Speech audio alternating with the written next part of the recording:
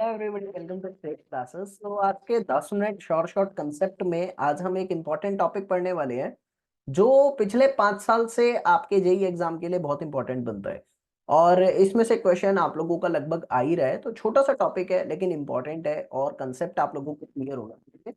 तो हमारे टॉपिक का नाम आता है SPT test, standard penetration test. सबको पता है कि स्टैंडर्ड पेनिट्रेशन टेस्ट जनरली आपकी मिट्टी की बियरिंग कैपेसिटी निकालने के काम में आता है। और बियरिंग कैपेसिटी से रिलेट करता हूं टरजागी एनालिसिस को। मैंने आज शॉर्ट वीडियो भेज दी थी टेलीग्राम चैनल पे। आपने टरजागी एनालिसिस देख ली है? अगर उसकी शॉर्ट ट्रिक याद नहीं करी तो सुनो सुसर जी हम राजी हैं करके मैंने शॉर्ट ट्रिक बनाई थी, आप देख लेना। और टेलीग्राम से जुड़ने के लिए ये मेरा नंबर है, आप कांटेक्ट कर सकते हैं। I will add you in the Telegram as well as I will send the PDF of this particular session along with the questions जो हम लास्ट में एसएससी जेई के क्वेश्चन सॉल्व करते हैं, उसका भी पीडीएफ मैं आपको वहां पे दे दूंगा। सबसे पहले पेनिट्रेशन टेस्ट करता क्या है?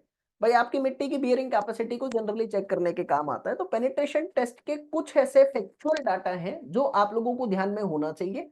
जिन फैक्चुअल डाटा से रिलेटेड क्वेश्चन पूछा गया है, आगे भी पूछा जा सकता है।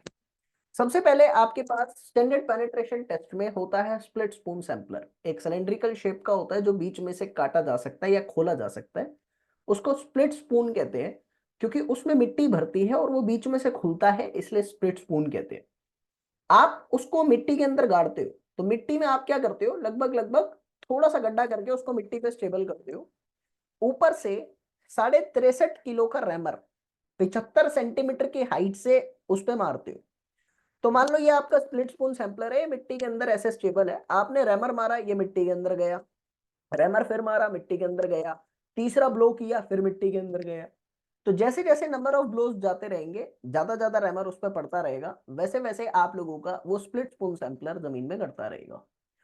तो जो शुरू की 150 mm की हाइट होती है उसको कर दो इग्नोर, क्योंकि उसमें फॉरेन एलिमेंट्स होते हैं, इनऑर्गेनिक सब्सटेंसेस ज्यादा होते हैं, उनको इग्नोर कर दो। आपकी जो अगली 300 mm की हाइट है, शुरू की 150 हटा दी, अगली 300 mm की हाइट, यानी टोटल 450 mm जमीन में गाड़ते हैं। अगली 300 mm तक की हाइट में जितने नंबर ऑफ ब्लोज आपको लगाने पड़ रहे हैं गाड़ने के लिए, उतनी आप लोग नंबर ऑफ ब्लोज को कैलकुलेट कर लो। उस नंबर ऑफ ब्लोज को हम कहते हैं एसपीटी वैल्यू। एसपीटी वैल्यू जो है, जितनी ज्यादा होगी, जितने ज्यादा नंबर ऑफ ब्लोज मारने पड़ेंगे मिट्टी में गाड़ने के लिए, क्या मैं कह सकता हूं मिट्टी ने उतना ज्यादा स्प्लिट स्पून सैंपलर को रेजिस्टेंस प्रोवाइड किया है। इतना आसानी से मिट्टी में गड़ने नहीं दे रहा था, यानी उतनी ज्यादा मिट्टी की बियरिंग कैपेसिटी है। कॉमन सेंस की बात है। तो आप लोगों के लिए फैक्चुअल डाटा एक प्रोसेस के साथ मैंने आपको याद कराया अभी। अब इसमें इंपॉर्टेंट क्या क्या बनता है कि जो स्प्लिट स्पून सैंपलर है उसका इनर डाया और आउटर डाया कितना कितना होता है, भाई बहुत इंपॉर्टेंट है। आपके स्प्लिट स्पून सैंपलर पे जो रेमर लोड दिया जाता है वो 63.5 किलो का होता है, 75 सेंटीमीटर की हाइट से फेंका जाता है। बियरिंग कैपेसिटी और रिलेटिव डेंसिटी निकालने के काम में ये आता है। अब जनरली एसपीटी वैल्यू क्या है वो मैंने बताया, ये टेबल इंपॉर्टेंट बनता है आपके लिए। अगर आपकी 0 से 2 के बीच में है तो मिट्टी बड़ी सॉफ्ट है, 2 से 4 सॉफ्ट, 4 से 8 मीडियम, 8 से 15 स्टिफ। लगभग डबल हो रहा है, आप देखिए डबल हो रहा है बिल्कुल।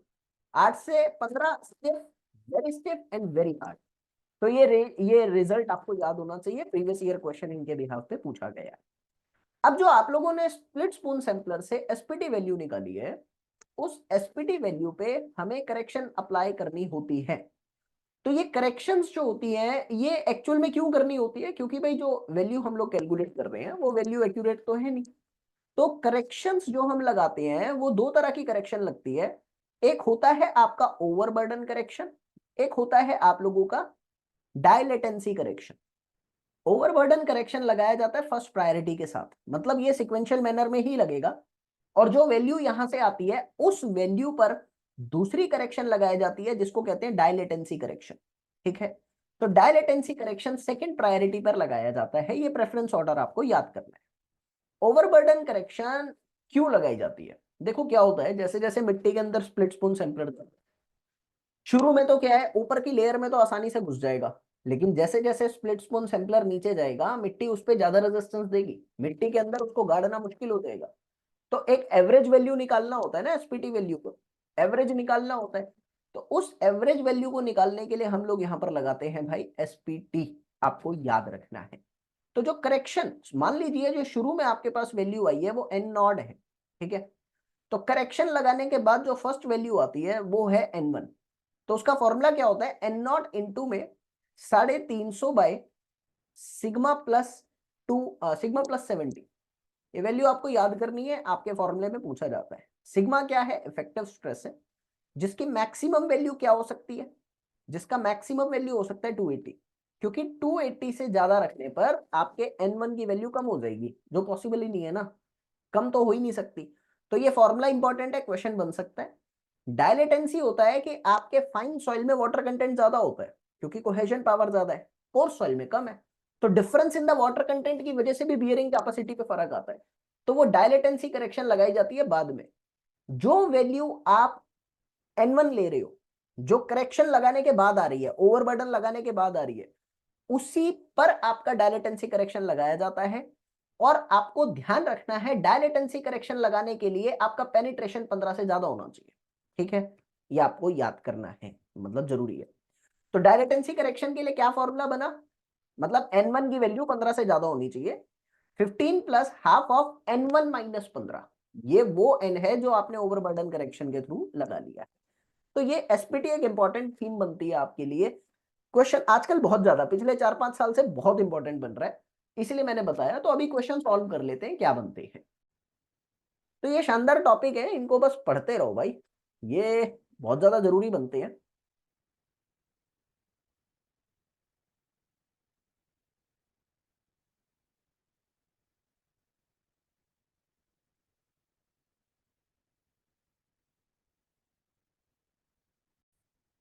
क्वेश्चन 1 आपकी स्क्रीन पर है, आपको बोला गया है फिलहाल कि आपकी एसपीटी वैल्यू जो है वो 21 है, डायलेटेंसी के लिए करेक्शन कितनी, तो हम लोग जानते हैं फॉर्मूला होता है 15 प्लस में हाफ ऑफ n माइनस 15। तो आप n की वैल्यू पुट कर देना 21, आप सॉल्व करना, आंसर आपका आ जाएगा 18, कोई सच प्रॉब्लम नहीं है। उसके बाद पूछा गया है कि रैमर का वेट और हाइट कितनी होती है, तो हमें पता है 63.5 और 75 सेंटीमीटर। उसके बाद बोला गया है कि कौन से टेस्ट किसके लिए यूज होते हैं। नेक्स्ट क्वेश्चन आप लोगों का बोला गया है यहाँ पर कि standard penetration test bearing capacity के लिए यूज होता है, hydrometer test grain size analysis में हमने पढ़ा ही था ये चीज पहले, प्रॉक्टर टेस्ट कॉम्पेक्शन के लिए यूज होता है, twin shear test strain shearing strength के लिए यूज होता है। ये भी प्रीवियस ईयर क्वेश्चन है, ऊपरी सतह से आप इसको कर सकते हैं। अगला कहता है standard penetration test very stiff range में कितना होता है। मुझे पता है यार 30 से बड़ा वेरी हार्ड है, और उससे पहले वेरी स्टिफ था, यानी 15 से 30 के बीच में रेंज में वेरी स्टिफ रेंज आ रही थी। अगर स्टिफ होता तो 8 से 15 के बीच में आ जाती। तो इस तरीके से मैंने याद करा था, वो टेबल आपको दिखाया था। तो ये इंपॉर्टेंट कंसेप्ट है, बस क्विक रिवीजन के साथ दिमाग में रखना। एडवाइस देना चाहूंगा, नोट्स जरूर प्रिपेयर करना, क्योंकि बिना नोट्स के तो अधूरा रहता है सब कुछ। तो जो जो मैं कह रहा हूँ उसको लिख लेना, बेशक आपके पास नोट्स पहले से हो, मेरे कहने से कॉपी बना लेना, लास्ट में ये रिवाइज करके जाना, बड़ा इंपॉर्टेंट रहेगा आप सभी के लिए।